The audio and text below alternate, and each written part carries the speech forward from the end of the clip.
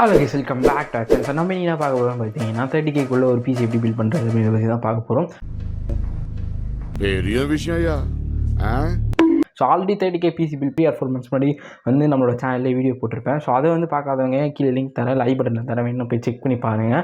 அதில் வந்து பார்த்திங்கன்னா வந்து நம்ம ஒரு ப்ராசர் யூஸ் பண்ணியிருப்போம். இதில் வந்து பார்த்திங்கன்னா அப்படியே ஒரு டிஃப்ரெண்ட் ப்ராசர் யூஸ் பண்ண போகிறோம். உடனே வந்து இது இன்டெல் ப்ராசர் யூஸ் பண்ணி பில்ட் பண்ணுற பிசி பில் கிடையாது. இதுலேயும் AMD ப்ராசர் தான் யூஸ் பண்ண போகிறோம். அதில் வந்து பார்த்திங்கன்னா AMD 5600G ப்ராசர் யூஸ் பண்ணியிருப்போம். அதில் 5600X ப்ராசர் யூஸ் பண்ணியிருப்போம்.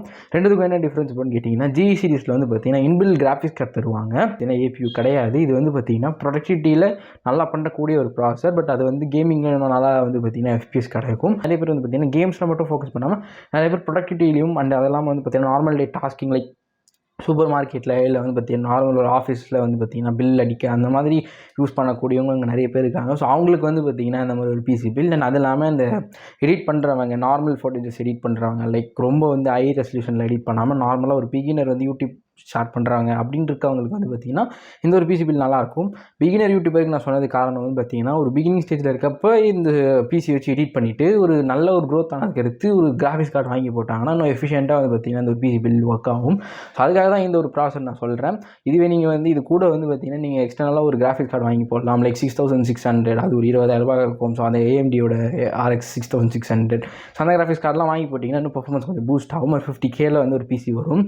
ஸோ உங்களோட பட்ஜெட்டுக்கு ஏற்ற மாதிரி நீங்கள் வந்து எக்ஸ்ட்ரா நீங்கள் என்ன வாங்கி போடுறீங்கனாலும் வாங்கி போடலாம் இந்த ஒரு பிசி பில்லில். ஸோ அதுலேயும் போடலாம், அதுலேயும் நல்ல பர்ஃபார்மன்ஸ் கிடைக்கும். பட் ஆனால் வந்து இது வந்து ஃபுல் அண்ட் ஃபுல் இதுக்கு ஃபோக்கஸ். அண்ட் அது இல்லாமல் அதோட வேலை ஏற்றிட்டாங்க கிட்டத்தட்ட. அதுவே நான் பண்ணும்போது 30K, பட் ஆனால் அதை ரிலீஸ் பண்ணும்போது ஒரு 35-36K வந்துச்சு அந்த பிசி பில் பண்ணும்போது. ஸோ அதனால் வந்து இந்த ஒரு பிசி பில்லில் நம்ம இது வந்து ஒரு 30K அப்படின்ற ஒரு ஃபோக்கஸ்ட்டு, இது 30K கிட்ட வந்து பார்த்திங்கன்னா அந்த பட்ஜெட் எல்லாமே வந்து பார்த்திங்கன்னா முடிஞ்சு 30Kக்குள்ளேயே. ஸோ அதனால் வந்து இந்த ஒரு பிசி பில் 30K கரெக்டாக வந்து பார்த்திங்கன்னா அடாப்ட் ஆனதால் இந்த ஒரு பிசி பில் பண்ணுறேன். சரி வாங்க, ரொம்ப பேசாமல் வீடியோக்குள்ளே போயிடலாம்.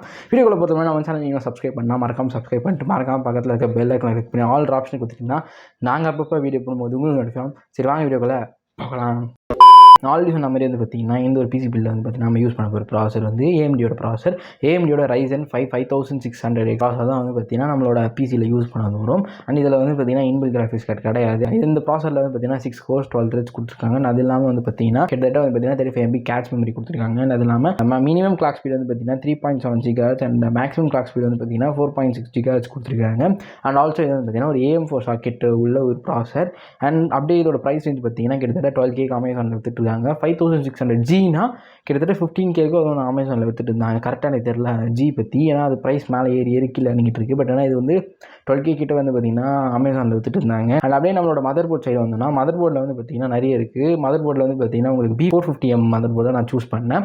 அந்த சீரீஸில் உங்களுக்கு வந்து ஜிகாபைட்லேயும் இருக்குது. ஜிகாபைட்டில் கிட்டத்தட்ட 6K to 7Kக்கு வித்துட்டு இருந்தாங்க. நான் வந்து ASUS போகும்போது வந்து பார்த்திங்கன்னா ASUS வந்து கொஞ்சம் சீப்பராக இருந்துச்சு. லைக் 4.5Kக்கு வந்து பார்த்திங்கன்னா வித்துட்டு இருந்தாங்க. ஸோ அதனால் ASUSோட ASRock B450M மதர் போர்டு தான் சூஸ் பண்ணியிருக்கேன். இது வந்து பார்த்திங்கன்னா DDR4 RAM சப்போர்ட் பண்ணுற ஒரு ப்ராசர். அண்ட் அது இல்லாமல் மதர் போர்டும் அண்ட் AM4 சாக்கெட் இருக்குது ஒரு மதர் போர்டு, இந்த ஒரு மதர் போர்டு. ஸோ இதோட மதர் போர்டோட வேலை நான் ஆல்ரெடி சொன்ன மாதிரி 4500க்கு வந்து பார்த்திங்கன்னா வித்துட்ருக்காங்க. அண்ட் அப்படியே இதோட ரேம் வந்து பார்த்திங்கன்னா மோஸ்ட்லி இந்த கொசைரோட வெஞ்சன்ஸ் RAM தான் வந்து பார்த்திங்கன்னா யூஸ் பண்ணும். பட் ஆனால் இந்த தடவை வந்து XPGயோட RAM தான் சூஸ் பண்ணியிருக்கோம். ஸோ XPG வந்து பார்த்திங்கன்னா 2 RAM சூஸ் பண்ணியிருக்கோம். இது வந்து பார்த்திங்கன்னா 16GB RAM தான் வந்து பார்த்திங்கன்னா டோட்டலாக நம்ம யூஸ் பண்ண போகிறோம் இந்த ஒரு பிசி பில்லில். 16GBன்றது ஒரு மினிமம். பட் உங்களுக்கு எவ்வளோ GB RAM வேணுமோ அதை வாங்கி போட்டுக்கோங்க. மேபி உங்களுக்கு வந்து 32GB வேணும்னா 16GB வந்து பார்த்திங்கன்னா 2 சேனலாக வாங்கி போடுங்க. இப்போ வந்து பார்த்திங்கன்னா நம்ம 8GB வந்து பார்த்திங்கன்னா 2 சேனலாக வச்சு யூஸ் பண்ண போகிறோம். 2 RAM இருக்குது. ஸோ அதோட வேலை வந்து பார்த்திங்கன்னா ஒரு ரேமோட வேலை 1500 கிட்ட வந்து பார்த்திங்கன்னா அமேசானில் விற்கிறாங்க. 2 ரேமோட வேலை வந்து பார்த்திங்கன்னா கிட்டத்தட்ட 3Kக்கு அமேசானில் விற்றுட்ருக்காங்க.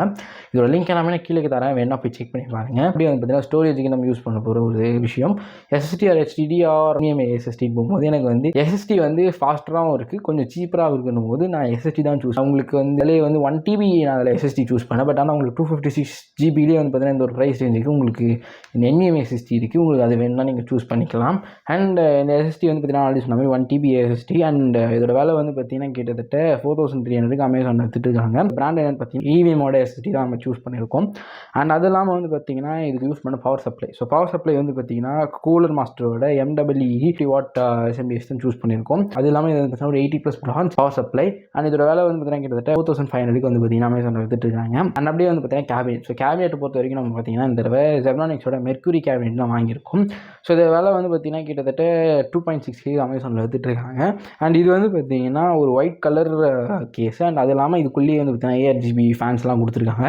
RGB ஃபேன்ஸ் இருக்கிறதுனால கொஞ்சம் பார்க்கும்போது ஒயிட் கலர் கேஸ் வேறு. ஸோ அதனால் பார்க்க ஒரு நல்லா ஒரு குட் லுக்கிங்கோடு இருக்கும்.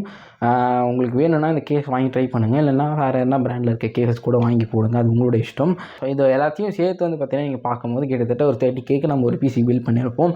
ஸோ இந்த நிறைய வீடியோவில் வந்து பார்த்தீங்கன்னா இந்த PC பில்ட் பண்ணுவேன் நான் வந்து போட்டிருப்பேன். பட் ஆனால் வந்து நான் வந்து ஃபஸ்ட்டு வீடியோவில் நான் சொல்லியிருப்பேன் PC பில்ட் பண்ணுறதுன்றது என்னால் இப்போதைக்கு முடியாது. லைக் அது வந்து பார்த்திங்கன்னா இந்த ஒரு 300Kனா அந்த 300K வந்து பார்த்திங்கன்னா இன்வெஸ்ட் பண்ணி ஒரு PC பில்ட் பண்ணணும்.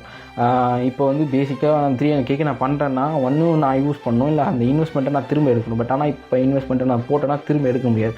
ஸோ அதனால் வந்து அந்த ஒரு PC பில்ட் பண்ணி நான் உங்களுக்கு காமிக்கணும்னா அது கொஞ்சம் டைம் எடுக்கும். லைக் ஒரு 5000 ஃபாலோவர்ஸ் இல்லை ஒரு 10,000 ஃபாலோவர்ஸ் இருந்தால் தான் கண்டிப்பாக அந்த ஃபாலோவர்ஸ்குள்ளே வந்துட்டாங்க, சப்ஸ்கிரைபர்ஸ்குள்ளே வந்துட்டாங்க, இல்லை ஆடியன்ஸ் வந்து நிறைய வந்துச்சு, ரீச் ஆச்சு அப்படின்னா கண்டிப்பாக நான் ஒரு PC பில்ட் பண்ணியே நான் வந்து பார்த்திங்கன்னா வீடியோ போடுவேன்.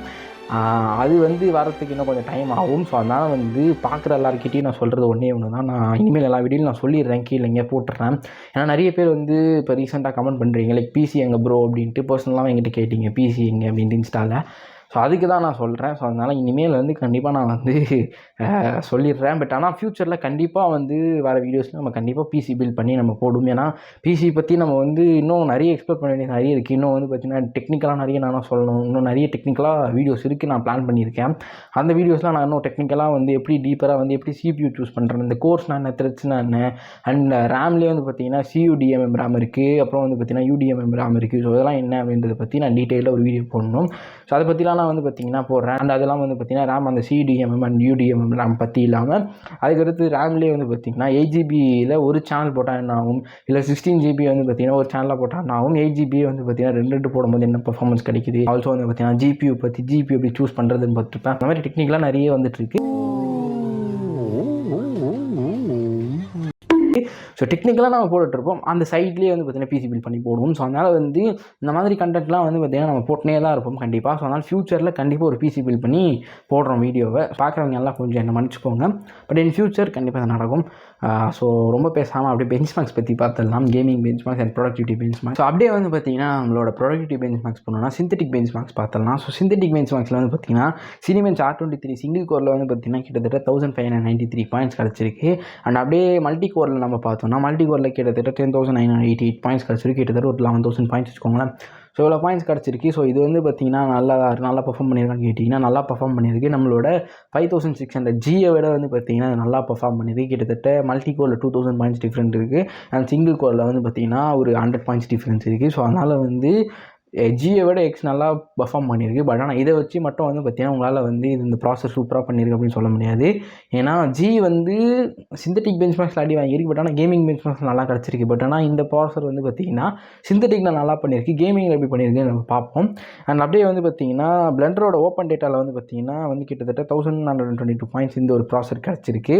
அண்ட் அப்படியே வந்து பார்த்திங்கன்னா டாவின்சி ஸ்டுடியோ 16 வந்து பார்த்திங்கன்னா கிட்டத்தட்ட 1017 பாயிண்ட்ஸ் வந்து கிடச்சிருக்கு. And Adobe Premiere Pro 2020 746 points கிடச்சிருக்கு. அப்படியே வந்து பார்த்தீங்கன்னா ஃபோட்டோஷாப்பில் போனீங்கன்னா 1760 பாயிண்ட்ஸ் வந்து பார்த்தீங்கன்னா கிடச்சிருக்கு. இந்த பாயிண்ட்ஸ்லாம் நீங்கள் பார்க்கும்போது ப்ரொடக்டிவிட்டியில் நல்லா பண்ணியிருக்கான்னு கேட்டிங்கன்னா நல்லா பண்ணியிருக்கு. இந்த ஒரு சீரீஸில் அந்த 5600Xல 5000Gயை விட ப்ரொடக்டிவிட்டியில் நல்லா பண்ணியிருக்கு இந்த ஒரு ப்ராசர். கேமிங்கில் போனீங்கன்னா கேமிங்கில் வந்து பெருசாக கிடச்சிச்சான்னு கேட்டிங்கன்னா அது வந்து பார்த்திங்கன்னா கொஞ்சம் கேள்விக்குறி. பிகாஸ் நான் எடுத்த கேம்ஸ் நான் தேடும் போது கிடச்ச கேம்ஸாக இருக்கட்டும், நான் அந்த ஒரு 5600G வச்சு நான் பார்க்கும்போது GTA 5 அந்த மாதிரிலாம் கேம்ஸ் பெஞ்ச்மார்க்ஸ் கிடச்சி.